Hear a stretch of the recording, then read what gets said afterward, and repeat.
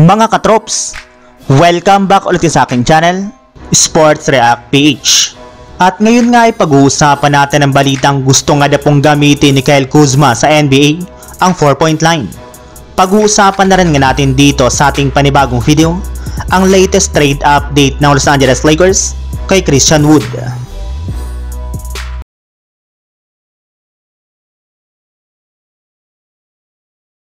Habang tumatagal nga po mga katrops ang paggamit ng PBA ng 4-point line ay mas dumarami na rin naman nga po ang natutuwa sa bagong rules na ito ng liga dahil sa naibibigay na itong excitement sa kanilang mga laban lalong-lalo na sa mga crucial minutes.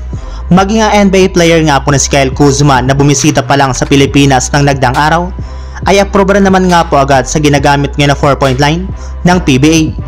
Ayon nga po sa naging pahayag nito sa kanyang interview sa media, 100% nga daw po siyang sigurado na magandang epekto nito sa kanilang mga laro. Sa katunayan, nakapagbibigay nga po ito ng mas malaking space sa mga manlalaro sa loob ng court.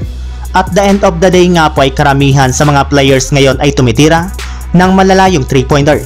Sinabi rin naman nga po nito na mas magiging dramatic nga daw po ang NBA at ikatutuwa nga daw po ng mga fans kung sakali mang gamitin nga po nila ito sa mga susunod na taon. Higit sa lahat rin naman nga po mga katrops ay sinisigurado nga po niya na mas madaming puntos ang maitatala ni Stephen Curry kung gagayahin ng NBA ang 4-point line ng PBA. Samantala, punta naman tayo sa ating sunod na pag-uusapan sa latest trade update ng Los Angeles Lakers kay Christian Wood.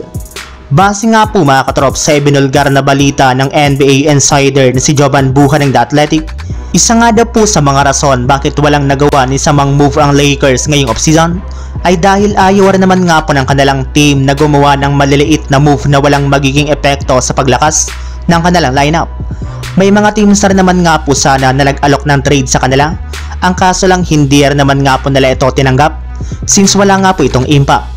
At dahil nga po dyan ay naubusan na nga po ang kanilang front office ng option ngayong offseason, kaya sa huli ay nakapag-desisyon nga po sila na i-delay at itigil muna temporary ang paggawa ng mga trade.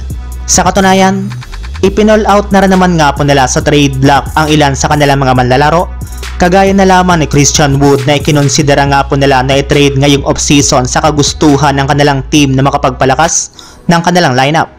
Ngunit sa huli ay binigyan pa rin nga po nila ito ng panibagong pagkakataon na patunayan ang kanyang sarili sa kanilang team sa susunod na season.